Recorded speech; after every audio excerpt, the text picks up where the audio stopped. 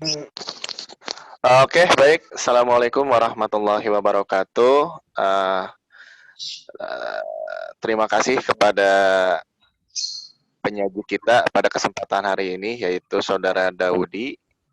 Kemudian kepada rekan-rekan siswa yang sudah menyempi untuk dan kali ini dalam seminar tugas akhir yang akan dibawakan segera oleh Saudara Daudi. Ya, untuk mengefisienkan waktu, baik kita mulai saja presentasi seminar TA kali ini. Kepada Saudara Daudi, dipersilakan untuk memaparkan. Terima kasih. Ya, baik Pak Gipi, terima kasih. Bismillahirrahmanirrahim. Assalamualaikum warahmatullahi wabarakatuh. Waalaikumsalam warahmatullahi wabarakatuh. Pertama-tama saya ucapkan terima kasih kepada Bapak Gipi selaku dosen pembimbing saya yang telah mempersilahkan saya untuk melaksanakan seminar pada hari ini. Dan juga kepada rekan-rekan yang telah menyempatkan untuk hadir ataupun join ke aplikasi Zoom untuk menjadi audiens pada seminar yang akan saya laksanakan hari ini. Kita langsung judul tugas akhir yang akan saya bawakan, kita langsung lihat ke PowerPoint-nya ya, teman-teman.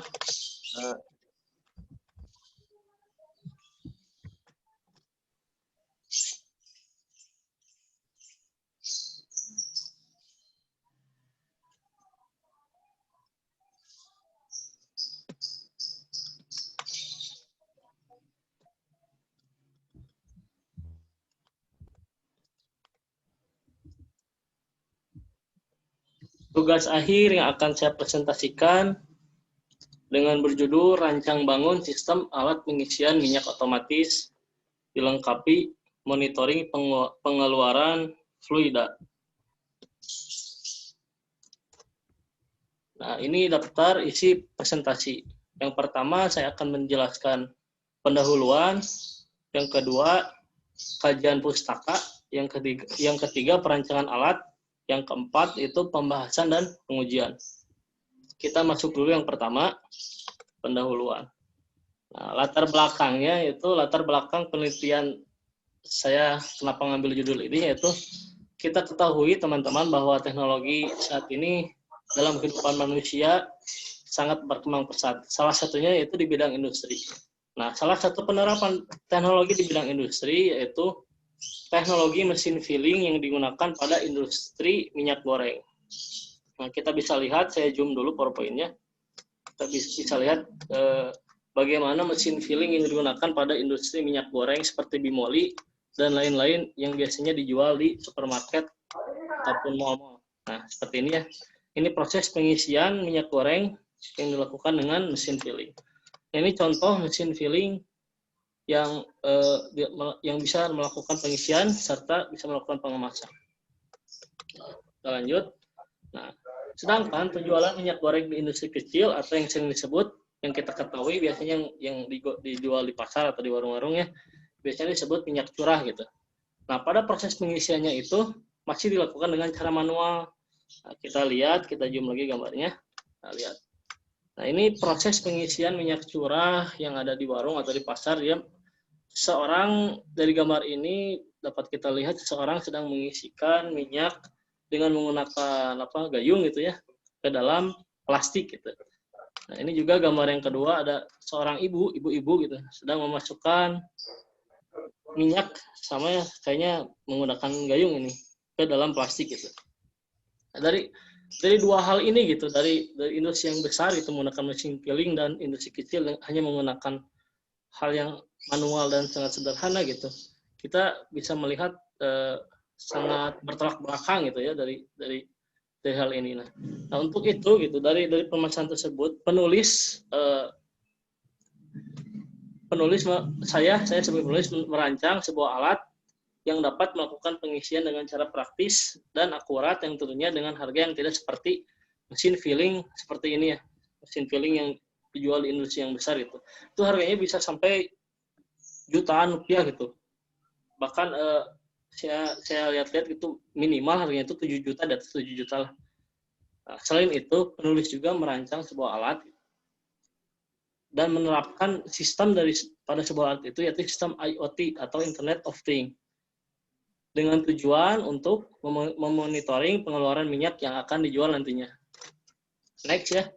Nah, ini batasan masalah yang akan saya bahas pada presentasi kali ini, yaitu perancangan alatnya menggunakan Arduino Uno, lalu bahasa pemrogramannya menggunakan C++, lalu menggunakan platform Antares ID sebagai web server untuk penyimpanan datanya. Next. Maksud dan tujuan saya melakukan penelitian ini itu merancang sebuah alat yang dapat melakukan pengisian secara otomatis, baik dengan melakukan input atau memasukkan input berupa harga minyak maupun dalam satuan volume atau liter. Yang kedua yaitu merancang sebuah alat yang dapat melakukan pengisian secara cepat dan akurat. Lalu selanjutnya mengembangkan dan mengaplikasikan sistem Internet of Things pada perancangan alat pengisian minyak. Next. Nah, kegunaan penelitian ini yaitu ada dua kegunaan. Yang pertama kegunaan ilmiah dan yang kedua kegunaan laksana atau terapkan. Kegunaan ilmiah itu memberikan pemahaman serta pengalaman pada penulis dalam merancang sebuah alat dengan mengintegrasikan keilmuan khususnya di bidang teknik dan diharapkan dapat menambah wawasan dan referensi bagi mahasiswa terkait keilmuan khususnya di bidang microcontroller dan Internet of Things. Kegunaan guna laksana dan terapan yaitu diharapkan alat yang penulis rancang ini dapat disempurnakan dan diterapkan di bidang industri kecil khususnya pada penjualan minyak.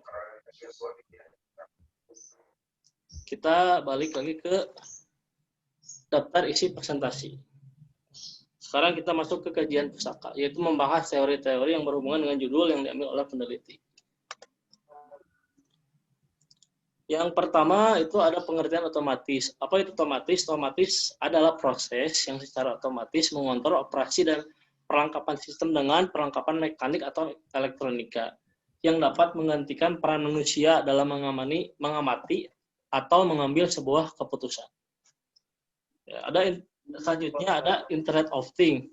Menurut Burens dan Misalkar dalam bukunya berjudul Review of Internet of Things and Development of Smart City with Data Management and Privacy atau IoT adalah struktur di mana manusia memiliki sebuah entitas eksklusif dan kemampuan untuk melakukan perpindahan data melalui jaringan tanpa memerlukan dua arah antara manusia ke manusia, yaitu ke sumber tujuan atau interaksi manusia ke manusia. Jadi dalam hal ini Internet of Things, manusia itu tidak mengambil peran secara langsung untuk menjalankan sistem ini, tetapi manusia tugasnya hanya untuk memantau atau mengecek apakah sistem ini berjalan, karena sistem Internet of Things ini dijalankan oleh komputer dengan komputer tanpa sangkut paut atau tanpa perannya manusia. Next. Selanjutnya komunikasi data. Komunikasi data ini sebenarnya secara pengertian hampir sama dengan Internet of Things, yaitu transmisi data atau pengiriman data dari komputer ke komputer. Bedanya yaitu jika Internet of Things menggunakan media jaringan, kalau komunikasi data itu menggunakan media transmisi. Nah, next, sekarang Arduino. Menurut Abdul Qadir, Arduino adalah salah satu produk berlabel Arduino yang sebenarnya merupakan suatu papan elektronik yang mengandung microcontroller Atmega 328. Nah, kita zoom ya microcontroller 328 pada Arduino ini nih. Nah, ini namanya microcontroller 328 yang ada pada Arduino. Sementara ini merupakan pin pada Arduino yaitu pin digital, dan yang di bawah ini adalah pin Arduino adalah pin analognya, sementara sisanya yaitu ini adalah pin supply yang dimiliki oleh Arduino. Next, nah selanjutnya Node MCU. Node MCU adalah merupakan perangkat open source yang bisa digunakan untuk mengendalikan elektronik seperti halnya Arduino. Tetapi Node MCU ini memiliki tambahan komponen SoC WiFi yang terintegrasi dengan board ISP8266. Nah, karena Node MCU ini terintegrasi dengan board ESP8266, maka microcontroller ini bedanya, keunggulannya dari Arduino, yaitu microcontroller ini bisa terhubung dengan jaringan dan mengirimkan data dengan menggunakan jaringan ke web server atau penyimpanan data yang lainnya. Nah, dalam hal ini, Node MCU ini saya gunakan pada alat ini yaitu sebagai microcontroller yang dapat mengirimkan datanya. Selanjutnya ada flow meter. Nah, ini flow meter ini merupakan sebuah sensor yang dapat membaca fluida atau aliran dalam bentuk cair, yang mana bentuknya ini plastik ya bodinya. Nah, di dalamnya itu ada rotor, terus ada sensor Hall effect. Jadi ketika airnya itu mengalir melewati rotor, sensor Hall effect itu akan membacanya itu bisa berupa debit, volume, atau lain-lain. Next. Nah, selanjutnya ada metric keypad 4x4. Nah, metric keypad ini termasuk komponen interface ya. Komponen interface atau biasa disebut HMI, Human Machine Interface. Nah, dalam keypad ini terdapat beberapa nomor ataupun karakter yang dapat ditekan tombolnya oleh manusia atau oleh user. Selanjutnya ada LCD, Liquid Crystal Display. Nah, LCD ini pun merupakan sebuah interface, tetapi ini adalah komponen yang berfungsi untuk menampilkan data atau menampilkan karakter. Nah, dalam hal ini LCD ini berfungsi untuk menampilkan karakter ataupun angka yang diinputkan oleh keypad ini. Ataupun nanti LCD ini berfungsi sebagai untuk menampilkan data volume atau data debit yang dibaca oleh sensor flow meter. Selanjutnya ada solenoid valve. Solenoid valve berfungsi menghentikan atau meneruskan aliran refrigeran. Jadi solenoid valve ini fungsinya seperti keran air ya. Kalau keran air mungkin mati nyalanya secara manual gitu. Tetapi kalau solenoid valve on off kerannya itu pengaturannya dilakukan oleh listrik, aliran listrik. Jadi ketika misalkan ada listrik, solenoid valve-nya tertutup, tapi atau tidak ada listrik, solenoid valve-nya off, tapi ketika ada listrik, maka solenoid valve-nya on, dapat mengalirkan air. Selanjutnya ada Arduino IDE. Arduino IDE ini merupakan sebuah aplikasi yang nantinya digunakan untuk melakukan program atau coding untuk microcontroller Arduino atau microcontroller MCU. Bahasa pemrograman yang digunakan pada aplikasi Arduino IDE adalah bahasa pemrograman C++. Kita kembali lagi ke daftar isi presentasi. Selanjutnya kita ke poin yang ketiga, yaitu perancangan alat, menjelaskan tahap-tahap perancangan alat dan sistem. Metode penelitian yang penulis gunakan, saya gunakan, yaitu menggunakan metode penelitian deskriptif kualitatif, yaitu merupakan sebuah metode penelitian yang memanfaatkan data kualitatif dan dijabarkan secara deskriptif dan menampilkan data yang tanpa proses manipulasi. Next. Selanjutnya perancangan alat dan sistem. Nah, pada perancangan alat ini yaitu langkah-langkah penelitian yang dilakukan dimulai dari proses perancangan, uji coba, dan sampai hasil akhir serta penulisan tugas akhir. Yang pertama ada tahap perancangan, perumusan masalah, lalu penentuan judul, penentuan tujuan, studi pustaka, semisal mencari referensi dari jurnal, internet, ataupun buku. Next, ke pengumpulan data awal dengan studi pustaka, terus ada perancangan model, perancangan perangkat keras, hardware, dan perangkat lunak, software. Nah, setelah itu lanjut ke pengujian hardware dan software. Nah, setelah tahap pengujian hardware dan software, jika pengujian tersebut berhasil dilakukan,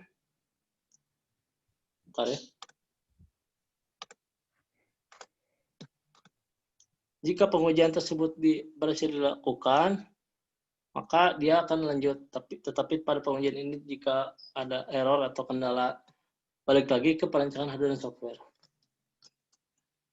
Nah, setelah berhasil, lanjut ke proses pengambilan data.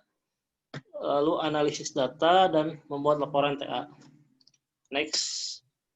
Nah, ini merupakan diagram rangkaian sistem, yaitu menggambarkan bagaimana sistem atau komponen pada rangkaian ini bekerja. Nah, ini dapat kita lihat ya, Arduino ini sebagai microcontrollernya, sebagai otaknya dalam sistem ini. Sementara ini keypad sebagai input yang memberikan ke Arduino Uno. Nah, sementara yang di sini merupakan bisa dikatakan outputnya, kayak seperti LCD menerima data dari keypad atau menerima data dari voltmeter. Nah, selanjutnya relay ini sebagai outputnya. Relay ini kondisi relay ini NONC-nya akan dikendalikan oleh Arduino Uno. Nah, ketika relay ini bekerja, maka relay akan memberikan pengaruh pada pompa atau solenoid valve yang nantinya mengalirkan fluida atau cairan.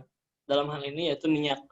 Nanti akan mengalirkan melewati voltmeter dan dibaca kembali oleh Arduino Uno. Nah, sementara di sini ada node MCU, yaitu hubungan Arduino dengan node MCU yaitu melakukan komunikasi serial ya dengan pin TXRX. Jadi Arduino misalkan mengirimkan data berapa flow minyaknya, berapa aliran minyaknya, lalu dikirim ke node MCU. Nanti node MCU terhubung dengan jaringan dan mengirimkan data ke web server Antares ID. Next. Nah, pada perancangan ini ada yang pertama yaitu perancangan pada rangkaian interface. Nah, rangkaian interface atau antarmuka yaitu satu layanan yang disediakan oleh SO sebagai sarana interaksi antara pengguna dengan sistem operasi atau antara user dengan komputer atau user dengan sistem operasi.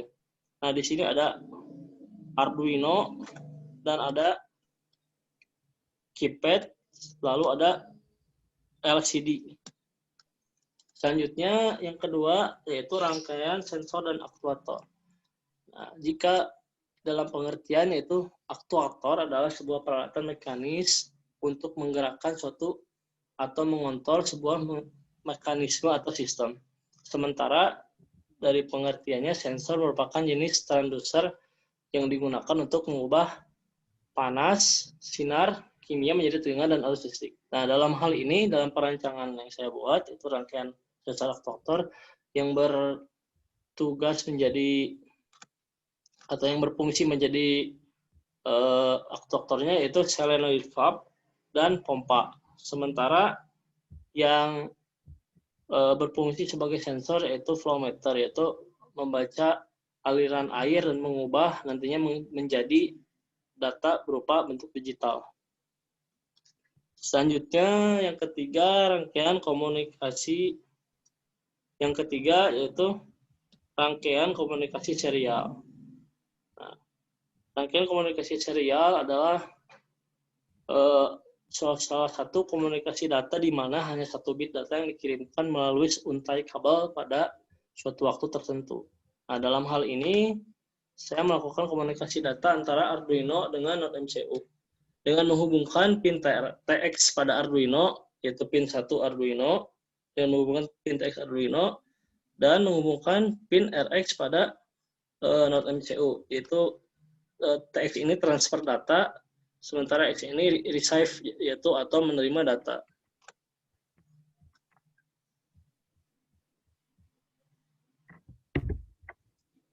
Next ya, ini adalah tampilan atau gambar pada rangkaian keseluruhan.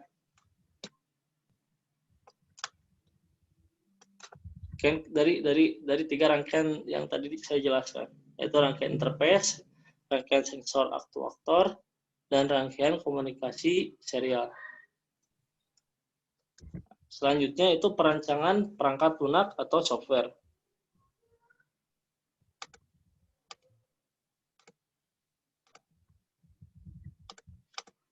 Pada perancangan perangkat lunak atau software pada tahap ini yaitu saya membuat kode program untuk merealisasikan rencana bangun alat yang sebelumnya telah dibuat. Ada dua program yang saya buat, yaitu program pengisian minyak dan program pengiriman data pengeluaran minyak. Yang pertama yaitu program pengisian minyak. Dapat kita lihat dari flowchart program pengisian minyak ini, yaitu tahap awal yaitu start, lanjut ke inisialisasi yaitu menginisialisasikan komponen yang digunakan, yaitu keypad, LCD, flow meter, dan lain-lain. Nah, di sini yaitu baca EEPROM, yaitu membaca memori pada Arduino. Nah, ini ada tekan A, tekan 1, tekan 2. Ini merupakan menu tampilan awal pada sistem pengisian minyak ya, pada yang nanti akan ditampilkan pada LCD di alat yang aslinya. Nah, jika tekan A, maka masukkan jumlah rupiah, pompa menyala. Jika tekan B, berarti pengisiannya berupa jumlah liter, pompa menyala. Jika tekan 1, maka mengubah harga. Harga diubah, disimpan pada EEPROM Arduino. Nah, EEPROM Arduino ini fungsinya yaitu untuk menyimpan data yang permanen gitu. Jadi ketika Arduino itu dimatikan, datanya itu tidak akan hilang itu. Data itu akan tetap disimpan walaupun Arduino-nya sudah tidak dinyalakan itu. Nah, jika menekan angka 2 gitu, maka harga minyak ini mengecek harga minyak per liternya. Nah, next selanjutnya poin yang kedua yaitu program pengiriman data pengeluaran minyak ke web server.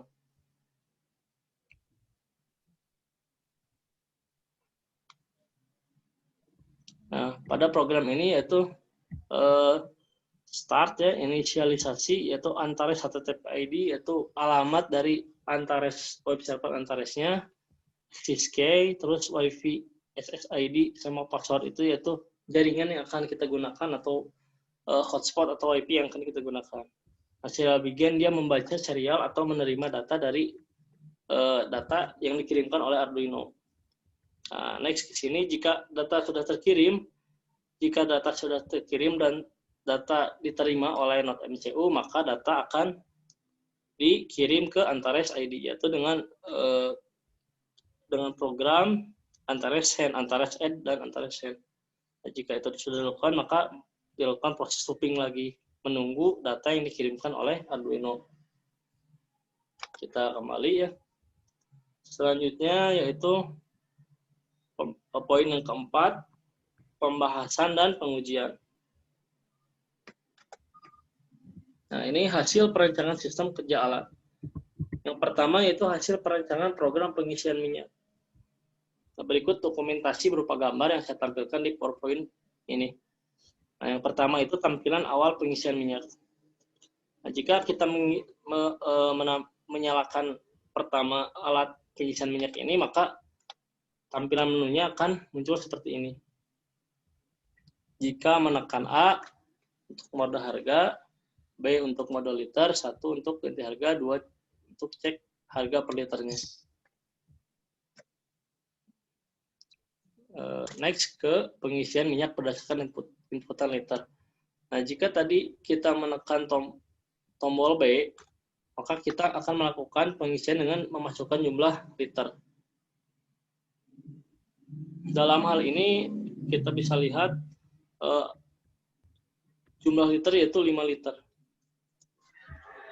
Nah, selanjutnya melakukan pengisian minyak berdasarkan input harga. Nah, jika tadi pada menu awal kita menekan tombol A, maka input harga yang akan kita masukkan berupa jumlah rupiah. Dalam hal ini kita bisa lihat pada PowerPoint, pada gambar PowerPoint yaitu sebesar Rp8.000. Kita next ke tampilan untuk mengubah harga minyak per liter. Nah, ini merupakan tampilan untuk mengubah harga per liternya. Ya. Kita lanjut ke poin kedua yaitu hasil perancangan program pengiriman data pengeluaran minyak. Nah, berikut gambar yang akan saya tampilkan yaitu data pengeluaran minyak yang dikirim ke web server Antares ID. Kita dapat lihat di sini, semisalnya kita mengisi 2 liter, maka data akan terkirim ke web server Antares ID sebesar 2 liter. Sebesar 2 liter, kita lihat di sini ada keterangan waktu yang sangat detail gitu, dari mulai tahun, bulan, tanggal, sampai jam berapa data yang dikirimkan. Nah, selanjutnya di sini ada grafik data pengeluaran minyak pada website Antares ID. Dan ini grafik yang ditampilkan oleh Antares ID. Seperti sama dengan yang sebelumnya. Nah, ini menampilkan jumlah liter, tapi ini ditampilkannya dengan bentuk grafik. Seperti ini yang dapat kita lihat, 2 liter, 3 liter, dan seterusnya. Nah, ini pengujian sistem kerja alat. Nah, pada pengujian yang seharusnya saya lakukan, gitu ya, pengujian pertama itu melakukan pengisian minyak berdasarkan inputan berupa jumlah per liter dengan melakukan 10 kali percobaan pengisian dan membandingkan hasil percobaan tersebut dengan standar. Nah, dalam pengujian ini saya melakukan 10 sampel ya, 1 sampai 10. Nah, jumlah pengisiannya itu 1 sampai 10 juga, 1 liter sampai 10 liter. Nah, ini karena sebenarnya ada kendala gitu dalam alat saya. Sebelumnya ini tuh alat tuh jadi kadang normal, kadang dia bukan tidak bisa digunakan, tapi dia pada pembacaan flow meternya error gitu. Karena yang saya baru pelajari sekarang itu ternyata si pompa yang saya gunakan itu men-trigger si flow meternya. Jadi ini saya belum masukkan hasil pengujiannya di sini karena ditakutkan ini terlalu jauh gitu, hasil pengujiannya terlalu salah ya. Nah, kita lanjut aja ke pengujian yang kedua. Nah, pengujian kedua dilakukan dengan mengambil data fluida keluaran minyak. Membandingkan dengan input rupiah dimasukkan pada reaksi nilai rupiah. Nah, ini pengujian yang saya lakukan misalkan dalam 1 liter itu harga 14.000 ya.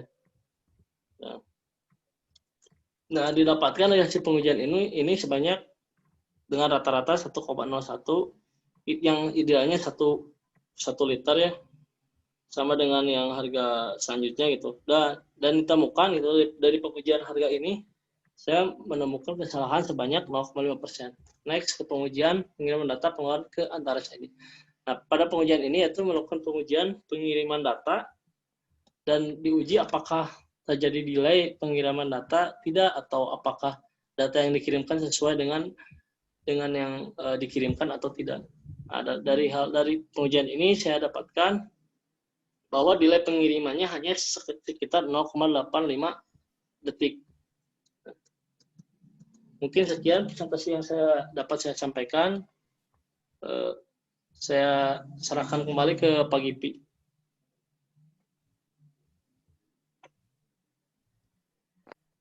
Oke, baik. Terima kasih kepada Saudara Daudi yang sudah memaparkan hasil penelitian seminar tugas akhirnya. Baik, untuk berikutnya kita mulai saja ya, kita awali saja dengan sesi tanya jawab. Saya persilahkan kepada para audiens untuk memberikan masukan ataupun ada saran bertukar pengetahuan. Kita di sini untuk membuat Saudara Daudi ini lebih terlatih ya. Jadi nanti kepada para audiens yang akan menanyakan, langsung saja ya di chat ya, maksudnya jangan di chat, langsung saja berbicara aja langsung ke presenternya.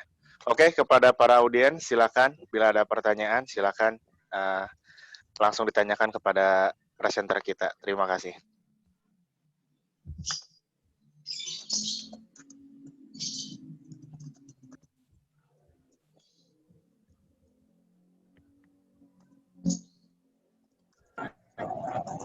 Selamat sore, Pak. Saya mau tanya.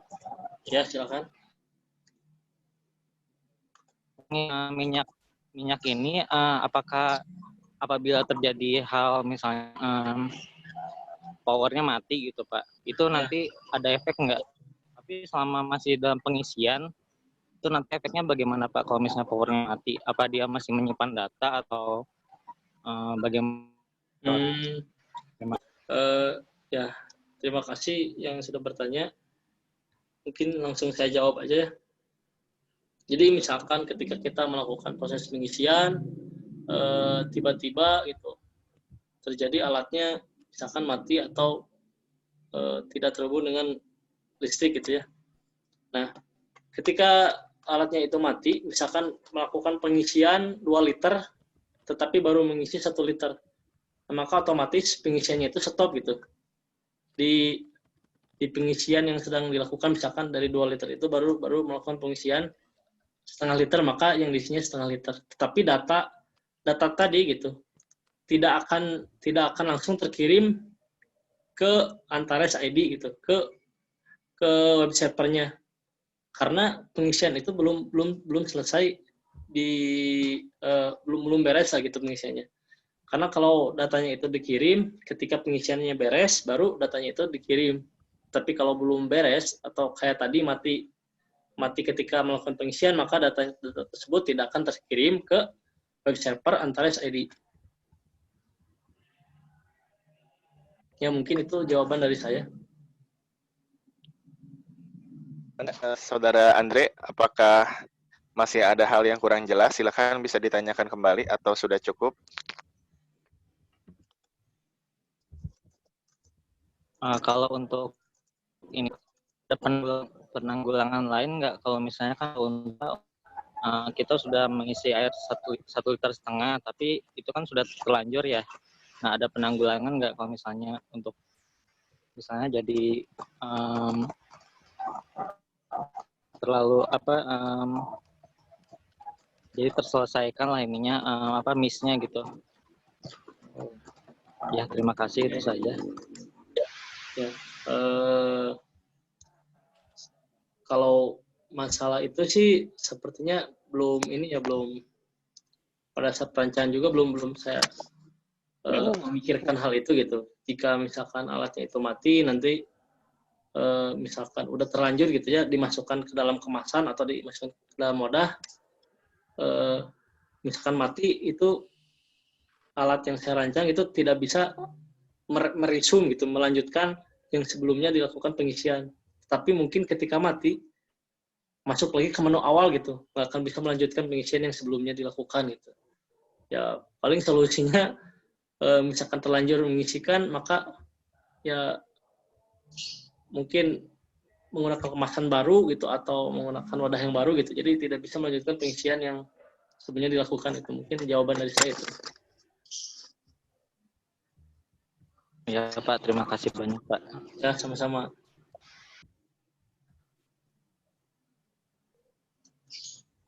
Halo, cek.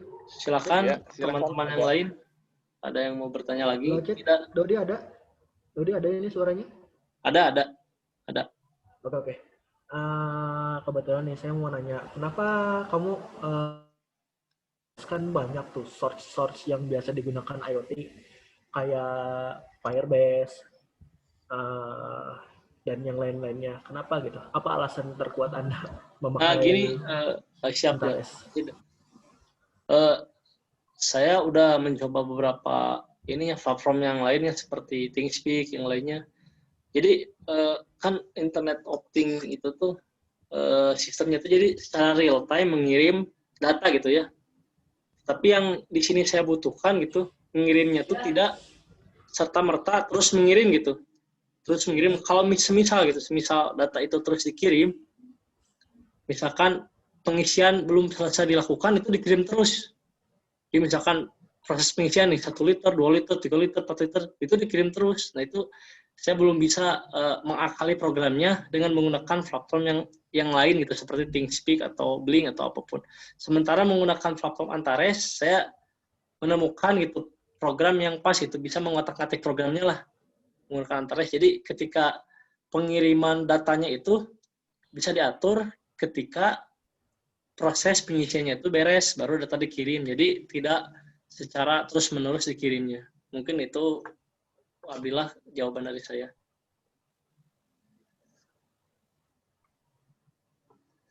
Baik, silakan kepada audiens yang lain.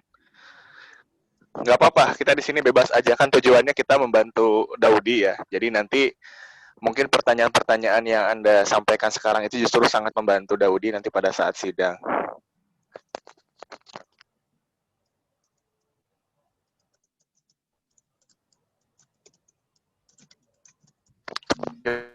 yang barangkali merupakan hal-hal yang krusial yang perlu dibenahi oleh Saudara Daudi, silakan disampaikan saja.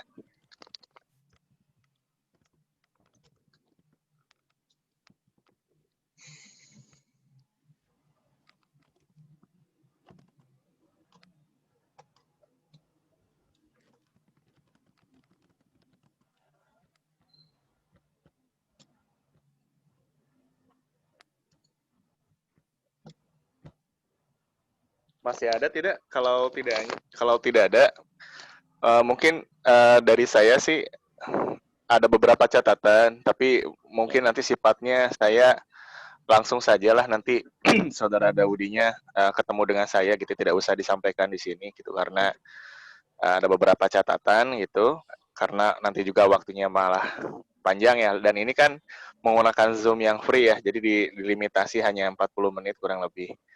Jadi untuk pertanyaan saya keep aja nanti untuk bimbingan Anda sebelum menghadapi sidang, karena untuk pengajuan sidang tuh paling cepat 2 minggu ya. Jadi kalau misalnya sekarang Anda sudah selesai, nanti ketemu dengan saya, kalau saya rasa sudah cukup, nanti Anda bisa mengajukan untuk sidang ya gitu. Ya, Pak. Nah, kemudian untuk audiens, gimana? Masih ada pertanyaan nggak? Kalau misalnya sudah tidak ada pertanyaan, cukup paling saya serahkan aja ke Saudara Daudi untuk menyimpulkan